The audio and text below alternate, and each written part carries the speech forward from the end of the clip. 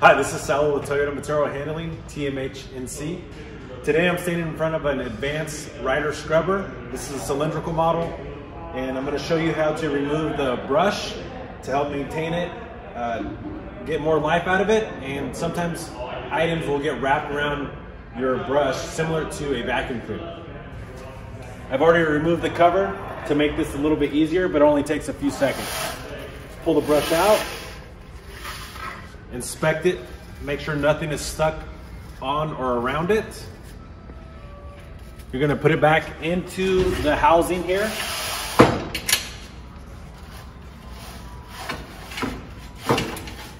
And you're done.